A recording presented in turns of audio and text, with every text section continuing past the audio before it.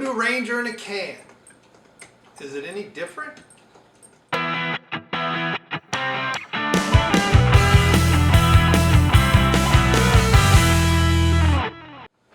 Hey, it's Brainmuffin back with a beer review, and here we have from Voodoo Ranger, well this is from New Belgium, the Voodoo Ranger range.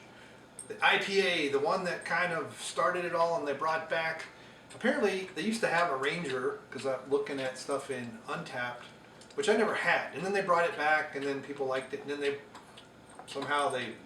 resurrected it. Now we get the skeleton. At least I think that's how the story is. It doesn't say on the can. How come? You guys craft brewers are supposed to put a whole series of stories on the cans. So this is normally out of a bottle, but they've started canning stuff recently. So base IPA, we should get citrus, we should get pine, we should get some nice bitterness. This is 50 IBUs, so it's not too bad. It's kind of low for an IPA. Fort Collins, Colorado, and Asheville, North Carolina is where they brew and can. So I don't know where this one's from. It's best by November 2020 and a bunch of other numbers. So who knows? So nice IPA. This is a very clear one, as you might be able to see. Nice and yellow in color. This is a. I've been trying to get a pale ale type going to my homebrew, but I keep getting a chill haze. So I'm doing something wrong in my cold crash. Very nice.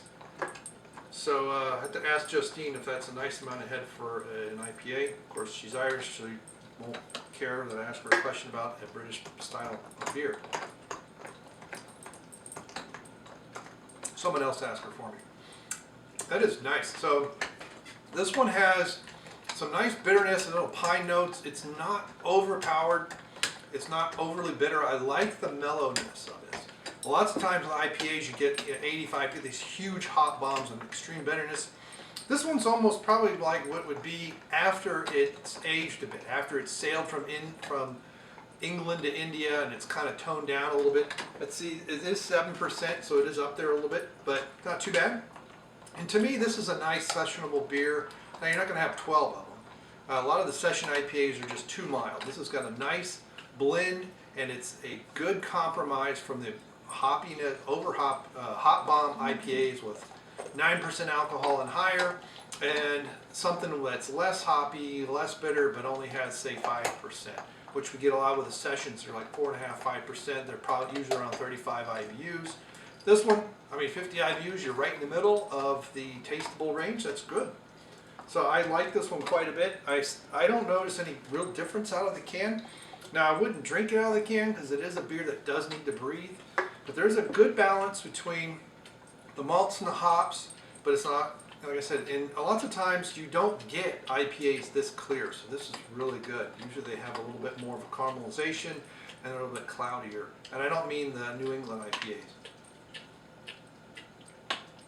So very drinkable for an IPA, and you get that bitterness up front, and then in the back it kind of blends into some nice malt sweetness, and it finishes quite clean and smooth with the hops just kind of lingering on your breath after a while.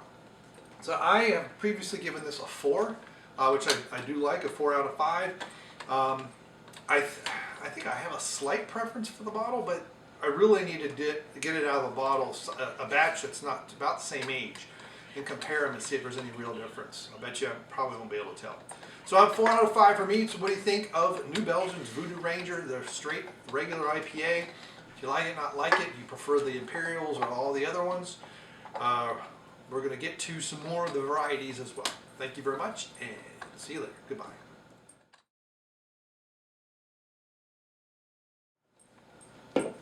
Those windows open? Yeah. Oh, what? I was going to get in the bathtub, All right. but I'll wait till you're done.